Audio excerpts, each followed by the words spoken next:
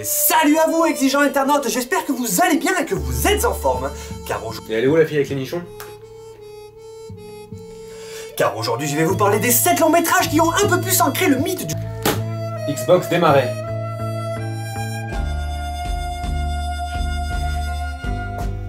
Non mais reviens. Mais n'y prête pas attention, reviens quoi.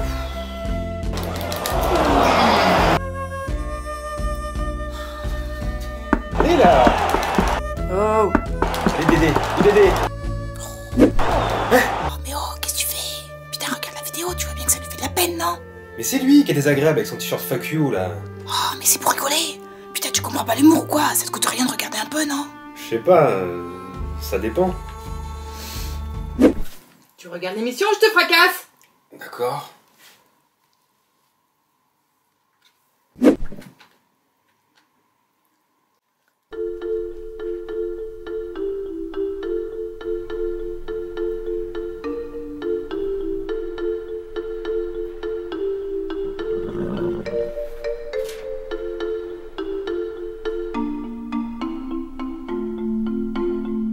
Comme j'essayais de vous l'expliquer avant d'être honteusement coupé, je vais donc vous parler des 7 longs métrages qui ont un peu plus ancré dans nos mœurs le mythe du Chevalier Noir. Le sombre et inquiétant Batman. Et allez, encore un truc de super-héros, du vu et du revu.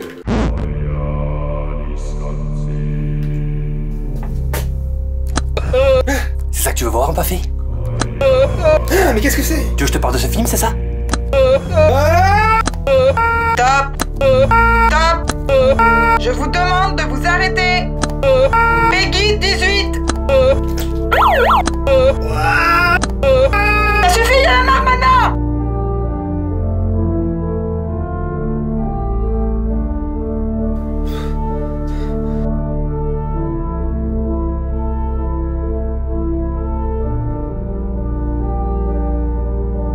Batman! Pitié, Batman! L'émission peut à présent reprendre son cours.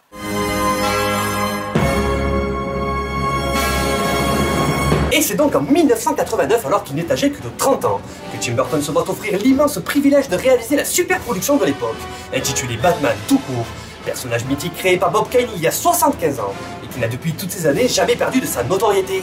What are you?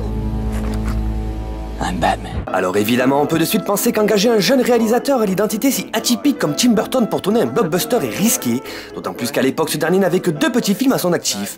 Pee-wee Big Adventure réalisé en 1987 et qui est certainement le film le plus énervant du monde. Putain, mais arrêtez de me taper! Et le farfelu mais néanmoins génial Beetlejuice réalisé l'année d'après. Mais c'est grâce au désir des producteurs de proposer une image sombre et sérieuse de la chauve-souris proche des débuts du comics de 1939, pour aller à l'encontre du personnage burlesque de la série télé des années 60, que notre conteur macabre se voit projeter sur le devant de la scène avec son compatriote compositeur Danny Elfman, qui l'accompagnera d'ailleurs sur une grande majorité de sa filmographie.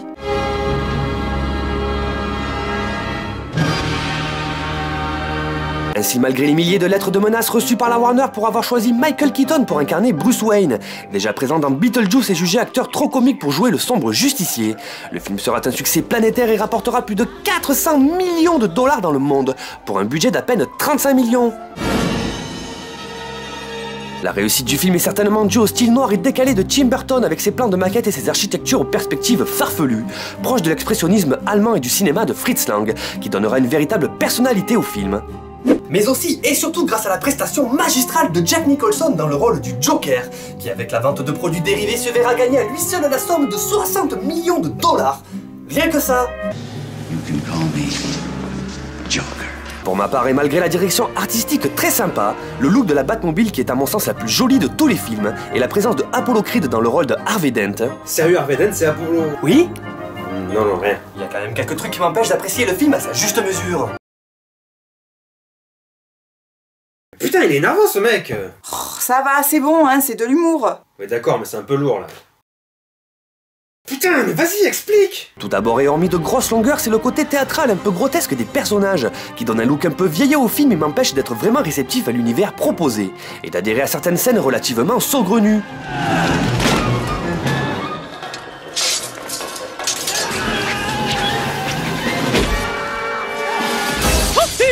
C'était quoi ça? Rien, tu peux me passer la boîte de l'Exomil, s'il te plaît? Et la deuxième concerne le Joker. Alors j'ai pas grand chose à dire sur la performance de Nicholson, que je trouve en adéquation avec le film, y a pas de problème. Mais moi qui suis très attiré par ce personnage pour la relation d'interdépendance ambiguë qu'il entretient avec Batman, et son côté anarchique et mystérieux qui en font une véritable emblème du chaos dans toute sa splendeur, est relégué dans ce film au rang de gangster de bas étage du nom de Jacques Napier, chose qui m'énerve car pour moi la puissance du personnage vient du fait que personne ne sait d'où il vient, et surtout au choix de la production d'en faire le meurtrier des parents de Bruce Wayne, chose qui encore une fois enlève pour moi de la splendeur au clown déjanté que l'on connaît. Pour conclure, je dirais qu'on sent quand même une certaine retenue de la part de Tim Burton dans sa manière de présenter son histoire, certainement due à la pression pas croyable imposée par les producteurs, situation qui sera évidemment vite inversée après le succès du film et la réalisation de son œuvre suivante. En effet, en 1991, Tim Burton réalisera ce qui est à mon sens son plus beau film, le fabuleux Édouard aux mains d'argent, qui lui vaudra tout d'abord une reconnaissance planétaire, et ensuite de se voir obtenir carrément carte blanche pour la direction de Batman Returns l'année d'après, chose suffisamment rare de la part de Warner Bros pour être soulignée.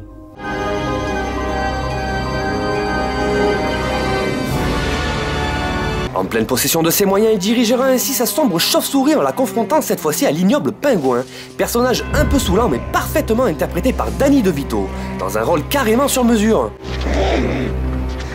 Oula, ça a pas l'air d'aller, Cobalpot, hein? Tu veux un Fairvex? Bon, d'accord, mais tu veux quoi alors?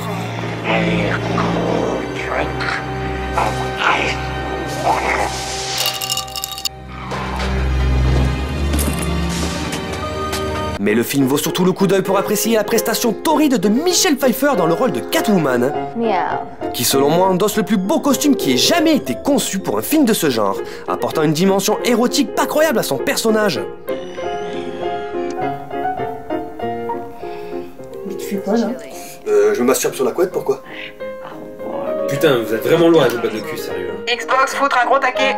Ce film a été bien plus critiqué que son prédécesseur à cause de son côté hyper dark qui a valu un nombre de protestations pas croyables venant des mères de famille, mais aussi à la petite présence d'un Batman relégué au troisième plan qui n'apporte absolument rien à l'histoire. Malgré ça, l'identité visuelle de Tim Burton crève l'écran, et on ne peut que s'incliner devant l'originalité de ses plans et de la noirceur de son propos, donnant une profonde identité à cette fable macabre captivante. Je me répète peut-être, mais c'est tellement rare de voir un film avec autant de personnalité que ça mérite d'être moultement notifié. Bref, je trouve vraiment que Batman Returns est le résultat d'un travail formidable, même s'il n'est pas exempt de tout reproche, et que la dernière partie du film est quand même un peu abusée.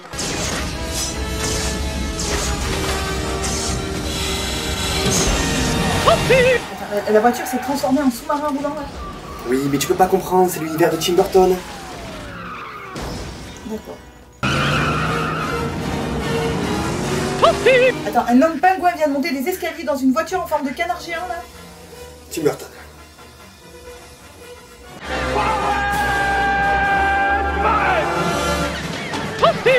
Ferme ta gueule. En 1995, Warner Bros. Prend la décision de changer l'image de son super-héros pourtant lucratif, en proposant selon leur dire un divertissement estival délirant, proche du comics des années 50, plus coloré, plus énergique et réellement destiné aux enfants, avec Batman Forever. Puis-je vous convaincre d'emporter un sandwich avec vous, monsieur? J'irai au resto. Ils engagent ainsi, pour des raisons que je n'ai pas réussi à comprendre, Joel Schumacher, qui n'avait pourtant réalisé que des échecs publics jusqu'alors, mais qui semblait selon les dires de toute la production être la personne idéale pour rajeunir le concept en question. Pour s'assurer ainsi la réussite de cet opus, il propose à Val Kilmer d'incarner ce nouveau Bruce Wayne. Porte. Fauteuil. Lunettes des chiottes. Jim Carrey, acclamé après sa performance dans The Mask et Ace Ventura pour jouer l'homme mystère. Tommy Lee Jones pour incarner Double Face. Sésame, ouvre-toi. Nicole Kidman en grosse chaudasse amoureuse du justicier. J'aime le latex, ça me rend folle. Et le jeune Chris O'Donnell pour enfin inclure dans le concept Robin, un personnage que je n'ai jamais réussi à apprécier et exploiter de manière démesurée pour exciter les jeunes demoiselles en chaleur.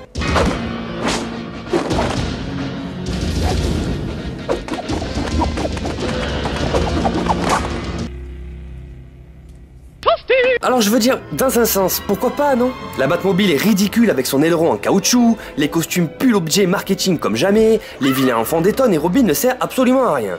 Mais tout a été fait dans l'unique but de faire rêver les mômes. Et quand on voit que pour un budget de 100 millions de dollars, le film en a rapporté plus de 340 millions dans le monde, on ne peut que se dire qu'au final ce n'était pas une idée si dégueulasse que ça, non? C'est de la merde, Batman Forever. Ah! Putain, mais arrêtez là! On termine ainsi cette période en 1997 avec le détestable Batman et Robin, un film où les producteurs ont largement dépassé la limite entre divertir les enfants et les abrutir, et qui de l'aveu même de Chris O'Donnell, l'interprète de Robin, n'est qu'un concentré de marketing dégoulinant. Dans ce film où le réalisateur ne peut s'empêcher de mettre en avant son homosexualité en insérant des plans de fesses sans aucun intérêt, des mamelons au costume, des joysticks en forme de sexe qui semblent faire frémir de plaisir Schwarzenegger, et où George Clooney a un mal fou à cacher son manque de charisme à l'intérieur de son costume. C'est surtout l'exagération abusive de la direction artistique qui pose vraiment problème, car en voulant amplifier l'esthétique de chaque élément déjà bien trop exagéré dans l'opus précédent, ils réussissent ici à rendre risible non pas la Batmobile du futur, ni ses costumes hideux tout droit sortis d'un épisode des Power Rangers, mais bien la réputation de toute une icône internationale, dans un film qui ne cessera de faire rager les fans du monde entier. Mais c'est nul à chier!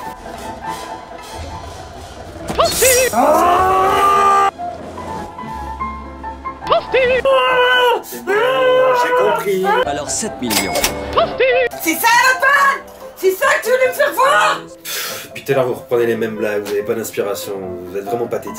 Tu peux aussi fermer ta gueule. Non, je fais ce que je veux. Non mais sérieux, c'est quoi ton problème? Et si t'apprécies pas ce qu'on fait, t'as qu'à pas regarder, hein, c'est pas compliqué, hein. La conte de ta race. Bah si, justement, je vais avoir vos blagues de bof, juste pour me foutre de votre gueule, hein.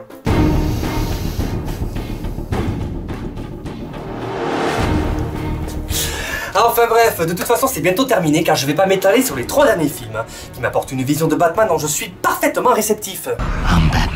Et en effet en 2005 c'est Christopher Nolan qui est choisi pour redorer le blason du Chevalier Noir, en interprétant la série de manière beaucoup plus contemporaine. Ce réalisateur qui avait déjà fait ses preuves en réalisant l'excellent Inception. Inception. Memento avec Guy Pearce, excellent polar qui traite de la perte de mémoire que je vous recommande fortement, mais aussi Insomnia avec Al Pacino et Robin Williams, mais il deviendra aussi énormément célèbre pour avoir réalisé Le Prestige. Inception avec Leonardo DiCaprio, un film qui lui a permis d'être absolument idolâtré par une foultitude de cinéastes en herbe. Mauvaise réponse. Dans Batman Begins, j'aime tout d'abord la présence de Christian Bale, un acteur que je trouve juste et investi, et qui a toujours fait des choix de carrière bien culottés en jouant dans des films comme American Psycho ou The Machinist. J'aime aussi l'intensité de la scène où Bruce Wayne est entouré des chauves-souris, le costume et le charisme de Batman, les plans en haut des gratte-ciel, les visions psychédéliques de l'épouvantail, et la sortie du métro de notre justicier après le combat final. A vrai dire, la seule chose qui pêche un peu, c'est le manque d'intérêt du méchant Ra's al Ghul joué par Liam Neeson, mais le film n'est pas du tout basé sur cette confrontation. Alors qu'importe. Super ton avis, hein. N'importe qui peut dire ça, hein. V'aime pas, bravo, hein. Ah, mais putain, mais ça suffit, ça. Dans The Dark Knight en 2008, on est de suite fasciné par la prestation magistrale d'Heath Ledger dans le rôle du Joker, qui lui vaudra d'ailleurs un Oscar post-mortem après son décès avant la sortie du film. Stranger. Cet épisode anticonstitutionnel se révélera paradoxal dans son conformisme volontairement myélographe, qui permettra aux hypernéphores sustentés de rendre contre-indicatif la parabole immarcessible du scénario, se rapprochant un peu plus de la popatodiafulatophobie fulminante, en faisant un film de très bonne qualité. Ouais, là je suis d'accord. Le film gagne en intensité à chaque apparition du Joker qui éclabousse l'écran de sa folie. No, I'm not. Au point de finir par faire péter les plombs à notre pauvre Batman. La volonté de Nolan d'utiliser les effets numériques le moins possible rend les scènes d'action impressionnantes, et l'apparition de la Batmoto est carrément jouissive. A vrai dire, le seul truc que je n'aime pas trop, c'est la dernière heure du film que je trouve un peu exagérée, avec le maquillage cartoonesque de double face qui me fait vite décrocher, et la scène des ferries relativement ridicule. Et je tiens également à vous montrer non pas la plus belle scène du film, mais la plus belle scène de tous les films de super-héros confondus, qui en seulement 10 secondes et sans la moindre parole, nous donne un véritable aperçu de ce que la folie engendre chez un super vilain. Et la putain de la con de sa mère, je kiffe la putain de sa race cette scène.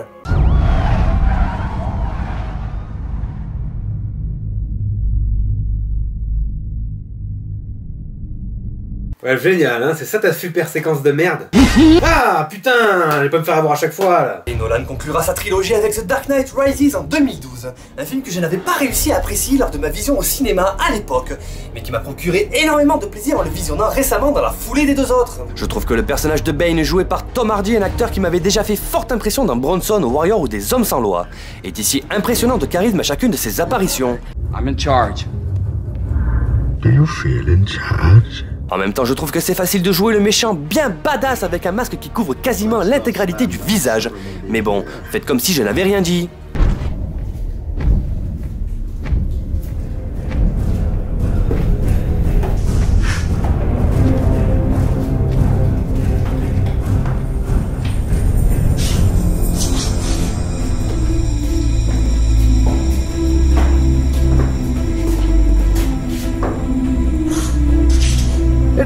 matter who we are.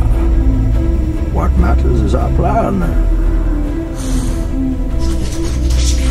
Of course. It would be extremely painful. Je trouve personnellement le déroulement et la conclusion de cette histoire en 3 parties très cohérentes et sincères dans le contexte de la vision de Nolan, qui ne peut certes pas plaire à tout le monde, mais a le mérite de rester fidèle aux idées d'origine et de ne jamais s'écarter de son propos. Pour vous donner une idée de la réussite des films, je termine ainsi cette chronique sur le résultat du box-office mondial. Ainsi, pour une production s'élevant à 580 millions de dollars pour l'ensemble des 3 films, les investisseurs se sont vus récupérer la somme de 2 milliards et 400 millions de dollars, ce qui a pour effet quand vous regardez votre compte en banque De faire bien mal au cul. It's done. Et voilà les amis, cette nouvelle chronique est terminée, j'espère que vous avez passé un bon moment. Je suis désolée d'insister, mais n'oubliez pas que vous pouvez vous abonner à la chaîne YouTube, mais également nous rejoindre sur Facebook pour suivre ce que l'on fait. Non mais c'est mort, hein, c'est pas assez original ce que vous faites là. Putain mais sérieux, c'est quoi pour toi être original? Bah c'est pas ce que vous faites. Ah non, là je te trouve dur quand même, hein. Tu sais on fait notre possible pour contenter tout le monde. Et voyez pas que vous faites pitié à supplier comme des merdes là, et toi à part faire ta chaudasse tu sers à quoi?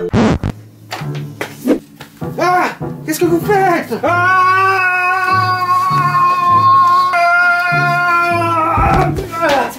non! Arrête! J'ai rien fait! Pardon! Ça c'est une grosse chaudasse! C'est internet, c'est pas bon! Non! Qu'est-ce que tu fais? Mais c'est pour rigoler! Sérieux, sérieux, c'est pour déconner! Arrête! Arrête, sérieux, putain, arrête! Ah! Ah!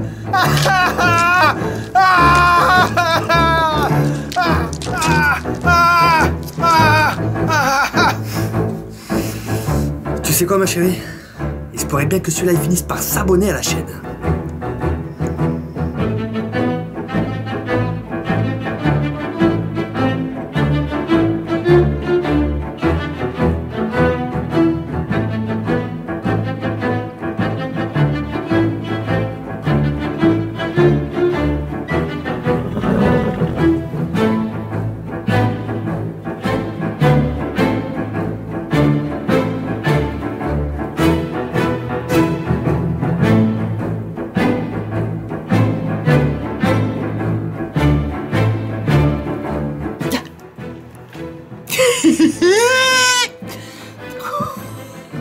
Allez, t'inquiète pas. Pardon. Mon cœur, tu feras pas ça dans le bêtisier, d'accord?